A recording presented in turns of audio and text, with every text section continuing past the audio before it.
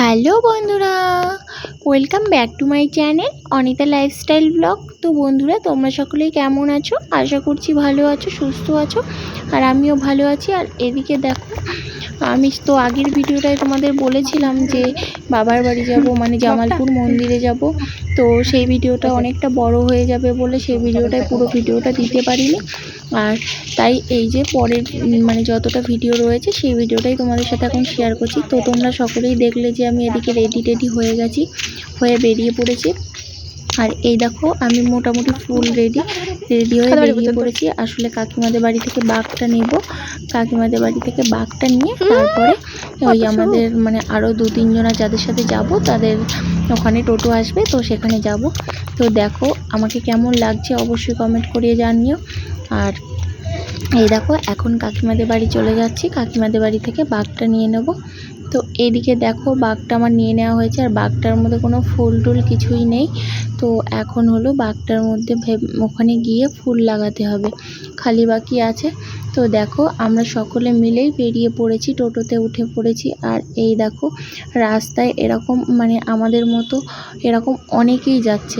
তো আমাকে তোমরা দেখতে পাচ্ছ না, দাঁড়াও আমাকেও একটু দেখিয়ে নিই, কারণ আমার ভিডিওতে আমি থাকবো না, সেটা কেমন যেন হয় না। তো এই দেখো, এদিকে আমি আর ওইদিকে একটা মামি। তো ওটা মামির একটা মেয়ে, মানে একটা মেয়ে বলতে কি বলো তো, ওটা মামির মেয়ে না, কিন্তু মেয়ের মতো আর কি। আর এই পাশে আমার একটা বান্ধবী রয়েছে। তো সকলে মিলেই চললাম। তো বান্ধবী বলছি, তো বান্ধবী কিন্তু আমি আগে থেকে চিনতাম না, এখানে এসেই পরিচয় হয়েছে। তো চলো যাওয়া যাক গঙ্গার পাড়ে। আর এখন বাজে বেলা 4:30। তো আমরা দেখো গঙ্গার ধারে চলে এসেছি, আর অনেকটা আগেই এসেছি। আর আগে আসার কারণটা কি বলো তো, গঙ্গার পাড়ে অনেকটা ভিড় হয়ে যাবে, সেই জন্য আগে এসে এই দিকটায় ঘট কেনার পালা। তো ঘট কিনতে চাইছিলাম, মাটির ঘট, কিন্তু আমি কিনতে পারিনি মাটির ঘট। কেন বলো তো, আমি তো এই প্রথম যাচ্ছি, সকলেই বলছিল যে মাটির ঘট কিনো না, নিয়ে যেতে পারবে না। তো সেই ভেবেই যে ভাবলাম যদি এদিক ওদিক কিছু হয়, কোনো সমস্যা হয়, তাই জন্যই ওখান থেকে ওই ঘট কিনে নিলাম। তো এই দিকে দেখো, চান করে উঠেই একদম বাবার দর্শন করা যাবে এরকমভাবে একটা মন্দির, তো তোমাদের দেখালাম। আর এই দেখো, চারিপাশে গঙ্গার পাশে এখনও গঙ্গার পাশ মানে কাছে খুব একটা লোক আসেনি, অল্প অল্প কয়েকজন রয়েছে। তো আমরা জল নেব মানে পূর্ণিমা লাগার পরে, তো মানে সন্ধ্যে 6:30টার পরে জল তুলব। তো এবারে দেখো আস্তে আস্তে ভিড় বাড়ছে, তো অনেকেই এসেছে। আর সবাই একটু সাজুগুজু করছে, বছরের একটা দিন বাবার কাছে যাচ্ছে।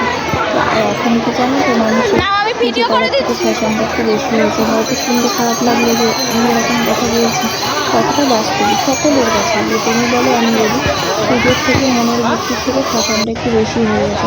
তো যাই হোক, এইদিকে দেখো আমি একটা রোজগারকে মালা করে নিয়েছি, তবে এটা ফ্যাশন না, আমার অনেকদিনের ইচ্ছে, মানে বাবার কাছে যাবো রোজগারকে মালা করে। তো আমি চেয়েছিলাম যে ডবল প্যাচের যে মালাগুলো হয় সেগুলো পরতে, তো সেটা ঠিকঠাক পাইনি মানে আমার মাপে, তো তাই এটাই নিয়ে নিয়েছি।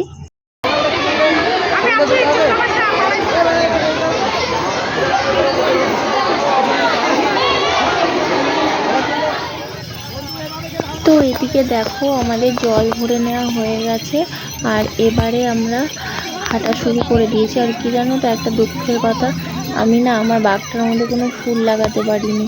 তো কি করা যাবে, বাঘ তো পেয়েছি, ফুল না লাগাতে পারলে। কারণ হলো, আমরা রাস্তায় আস্তে আস্তে ফুল দেখছিলাম, ভাবলাম যে গঙ্গার পাড়ে পেয়ে যাব, তাই আর ওখান থেকে কিনে নিই, কিন্তু গঙ্গার পাড়ে আর পাইনি। তো কী আর করা যাবে, এখন ওইভাবেই নিয়ে যাচ্ছি, মানে ওই মানে কোনো ফুল টুল লাগানো নেই। তো যাই হোক, চলো পথে চলছি, তোমরাও সঙ্গে থাকো, আশা করছি ভালো লাগবে।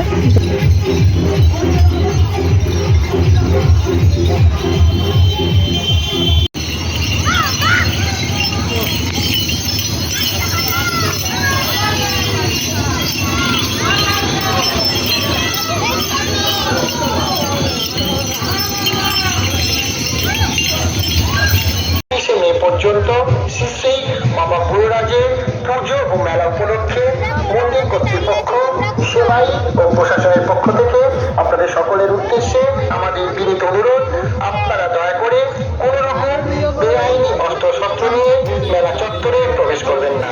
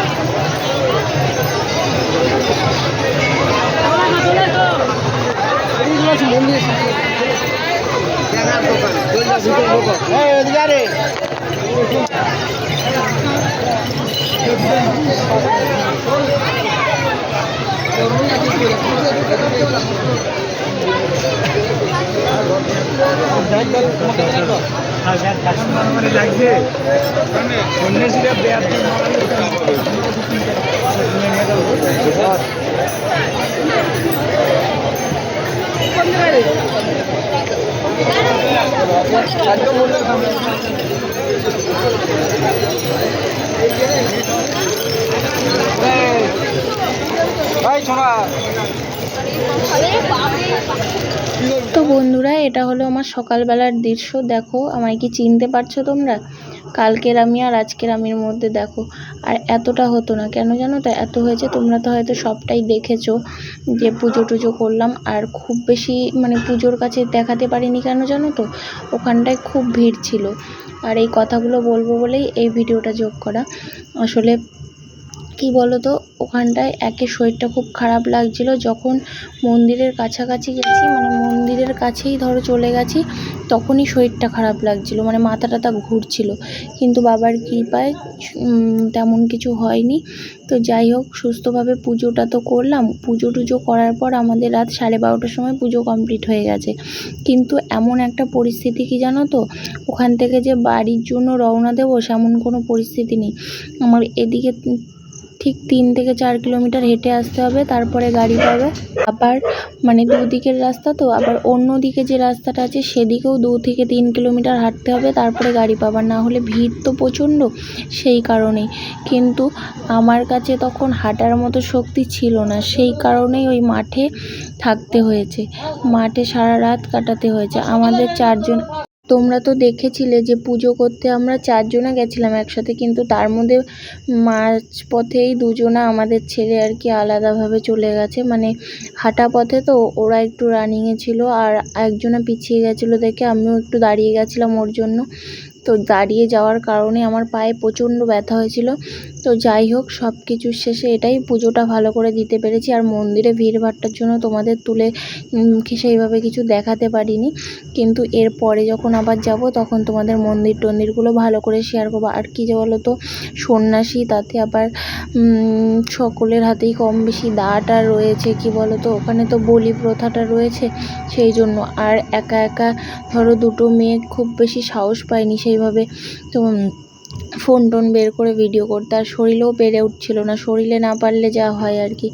তো যাই হোক, তারপরে হলো আমরা তো বাড়ি আসতে পারছিলাম না। তো পাশের বাড়ির 2টো দাদা, একটা কাকু সন্ন্যাসী হয়েছিল, ওরাই সারা রাত পাশে বসেছিল। তো সকালে ওদের সাথেই আসছি বাড়ি। তো দেখো, গল্প করতে করতে তোমাদের সাথে অনেক কিছুই শেয়ার করা হয়নি। এই যে আমি বাড়ি চলে এসেছি, মানে আমাদের ওই বাড়ি থেকে আমি শ্বশুর বাড়ি চলে এসেছি। তো সেইভাবে অত কিছু ভিডিও দিইনি, এখানটায় খানিকটা ভিডিও দিয়েছি। এখানটায় ঘাসগুলো পরিষ্কার করছিল তোমাদের দাদাভাই। তো এতগুলো কথা বলার জন্যই, যে কি করে কি হলো সব কিছু বলার জন্যই এই ভিডিওগুলো যোগ করেছি। তো বন্ধুরা, তোমরা সকলেই ভালো থেকো, সুস্থ থেকো।